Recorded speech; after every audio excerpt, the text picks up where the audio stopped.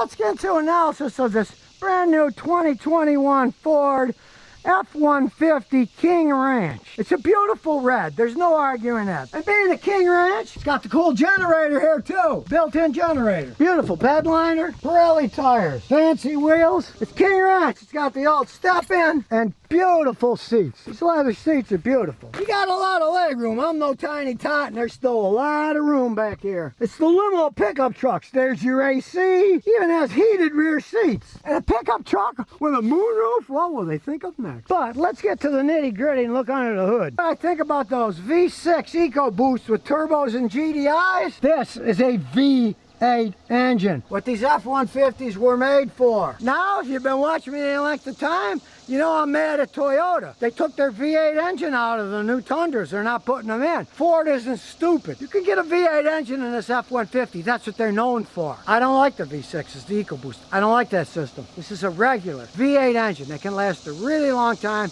have plenty of power for pulling stuff, towing stuff, and you don't have to worry about the turbos wearing out when they get 100,000 miles on them. Now, it's not just plain Jane. These have very well-designed heads on them, and as you can see, for a modern vehicle, there's still quite a bit of working room on these. It's not all hidden in the back where you can't touch anything. Now, of course, it's got modern technology. It's got the louvers inside here for better gas mileage, but still efficient enough cooling. All kinds of electronic controls, electronic power steering, but at least there's the spark plugs under the coil.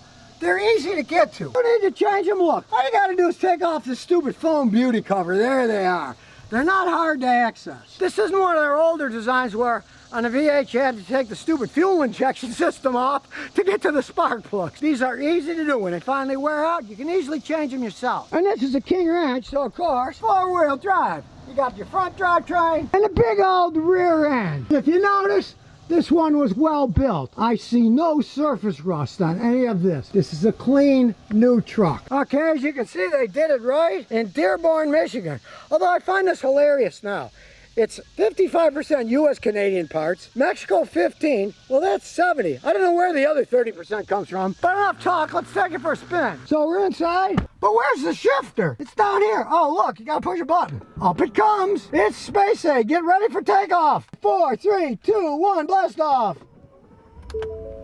Got the old backup camera. It's got the really nice modern one, both sides. And I've got a really tight piece of concrete here, so boy, my wife would love this.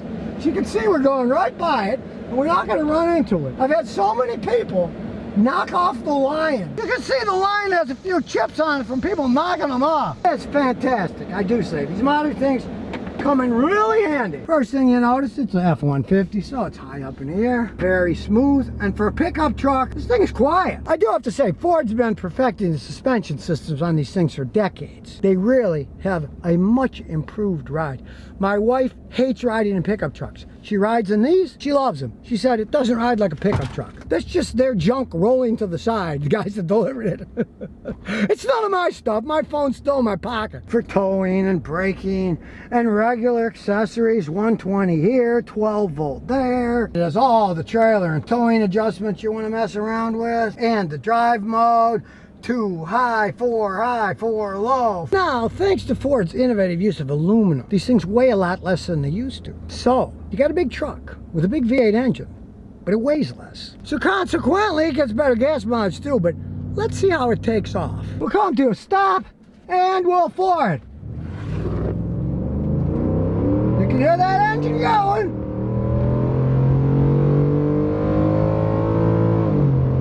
Nice smooth shifts. Certainly got power. You're going 60, you want to pass somebody? Here we go. You can pass people. No problems at all. Great for riding in the country, or actually riding in the fields if you want. It is four-wheel drive. You got enough horsepower to get in and out of trouble, and you got enough height to not get stuck. It does have that great V8 sound. And of course, as I said earlier, this is a Ford F-150 built in Michigan. This thing is made in Mexico, it's made in Michigan. Nobody's gonna whine about a truck with a pickup like this.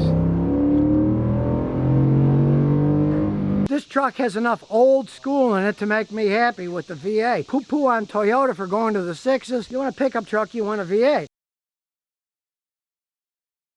Okay, the burning question here is, can you get a car for 200 bucks? Well, this guy did, and it's a Grand Marquis. And not only is it a Grand Marquis, it's the ultimate edition Grand Marquis. An interesting part of the story is this. Basically, he paid 200 bucks because the guy had new tires, so he basically paid for the tires. The previous owner was going to donate the car. He said, no, I got a 2-year-old kid. This is a safe car. I'll give you 200 bucks for it. Now, yes, right after he bought it, he had to put an alternator and a battery in it, but really, these V8 Ford engines can last forever. He bought it with 140, and now it has 176,000 miles on it. It even came with the obligatory Little Trees air freshener. Armrest is worse for wear, but the leather in the back's still in really good shape. And as everyone knows, they got the monster trunk in these things. You can fit lots of things inside here. Back in the day when all cars had full-size spares and not those stupid run flat tires that make noise, or the baby spare tires, or even worse, the cheaply made modern cars that don't even have spare tires. They're dependable. You get a flat, you put it on, away you go. You don't have to worry about, oh, I got the skinny little tire and I can't drive right now.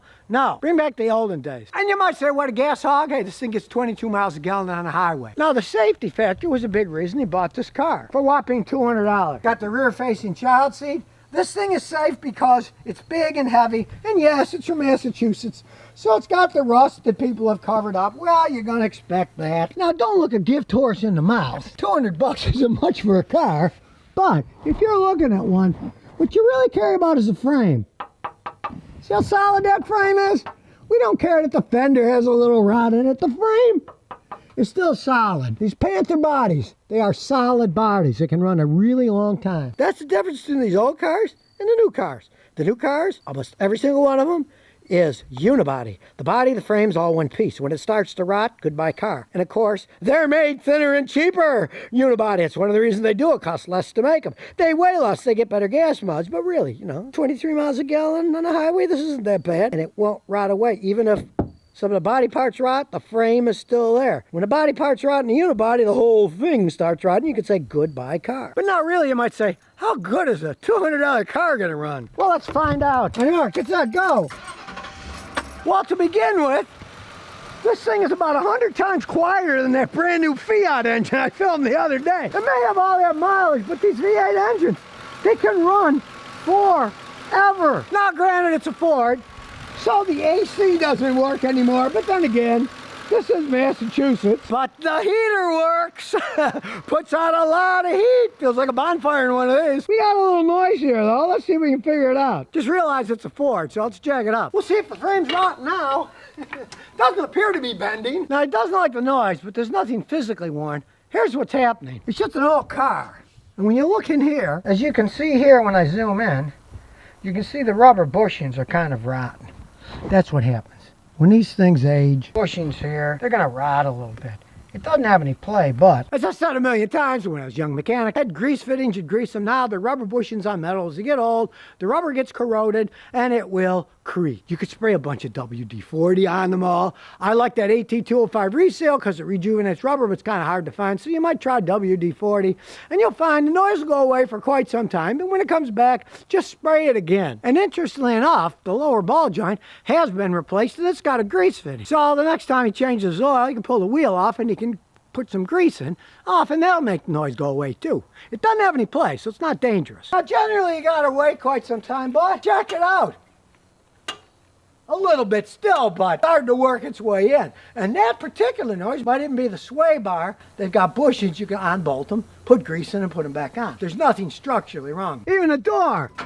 Hey, that tells you solid. Old car, bud? Hey, smooth. Even on these bumpy Rhode Island roads, as old as it is, this thing still rides pretty smooth. And when you step on the gas, hey, you hear that V8 engine? It may be old, but it's still moving. And one advantage of this baby is it's got nice clearance. A gigantic lump at the end of the street, it just flew over. It didn't do anything. Got enough clearance, got a decent suspension system. You don't have to worry about dragging the bottom of your car in those stupid speed bumps. So really, 200 bucks for a car that runs this good? Maybe you should do like The owner of this car did. Guy was looking at how to donate a car. He said, hey, I'll buy it. I'll fix it up and keep it going. There's nothing wrong with doing that if you pick the right vehicle that isn't rotten. I'm sure the fender's been whacked, but I mean, you can get it fixed and repainted if you really want to. You can just leave it the way it is. Over 20 miles a gallon on the highway, a smooth ride, safe for his young child. You can't beat that. Plus, you get cheap insurance on these things. It's an older car, and the insurance companies know they're safe. They have good safety records. New enough, it's got airbags on it. You can save a lot of money on insurance, too. So all hail the $200 car. For everyone else who's looking for a car that might last quite some time for a little bit of money, it's not as bad as you think. Coronavirus has not taken over the world. There are still plenty of deals out there if you spend time and look like he did. And yeah, he had to put an alternator and battery in it. Big deal. It already came with 4 new tires. Now, first and foremost is the engine. It's a venerable 5-liter V8, but it's got some interesting stuff under all this plastic. It has a GDI gasoline direct injection. I know a lot of people are going to say, oh, those engines, they build up carbon in the valves.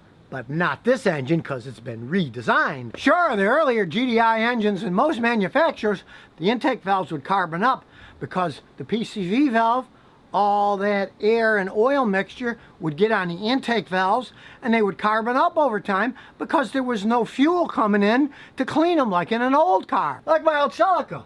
The fuel injectors are on the intake manifold. So when they spray gas in the intake, gets sucked in over the intake valves, which cleans them and keeps carbon from building up. So the older style GDIs, they just sprayed gas directly into the combustion chamber and the intake valves would get clogged up with carbon, which was a real mess. But not in this Mustang. When you take this beauty cover off, you can see that Ford has figured that problem out. What they've done is, they put regular fuel injectors, 8 of them, on the intake to spray gas on the intake valve. Then deep inside the engine, they have 8 GDI injectors for the gasoline direct injection system. So what you have here is a combo.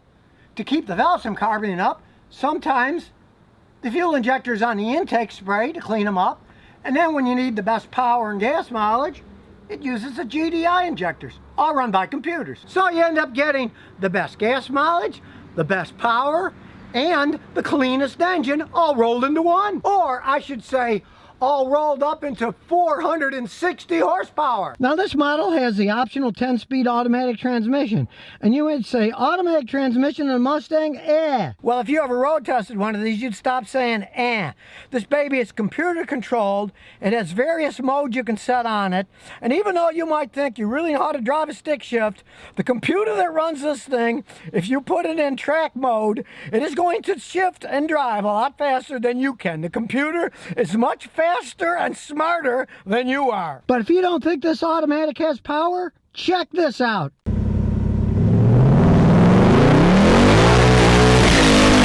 If you don't believe me, heck, look, it's got paddle shifters. Minus on this side and plus on this side. So you can shift it yourself if you feel like trying to beat the computer. Me, I just use the drive mode. Normal, Sport Plus, track, that's only for the track. It's even got a drag strip mode for doing burnouts and a snow wet in case it's snowing or raining. So you can drive normal, as fast as you want, and realize that in a normal mode, it has 3 overdrive gears. So it's going to get decent gas mileage. I drove this thing on the highway going to speed limit 65 and it got like 24 miles a gallon, which for a 460 horsepower engine is decent gas mileage. And it's got a nice pony interior. Hey, my wife usually doesn't like sports cars, but we took her drive down to Galveston. She loved these comfy seats. She said they were one of the most comfortable seats she's ever had in the car. It's been updated. Look, it's got independent suspension now. And CV drive shafts. And some of the purists are going to say, oh, I want that solid rear axle. Hey, once you've driven one of these, they handle better. The computers control the drive better. It really is a better system. Now that's the classic Mustang sound in this one, but there are available other engines and other models that have what are called flat cranks, like a Ferrari, and they make an even more aggressive sound. But this is a classic sound, and I like the classic sound. Hey, they make a really good sound.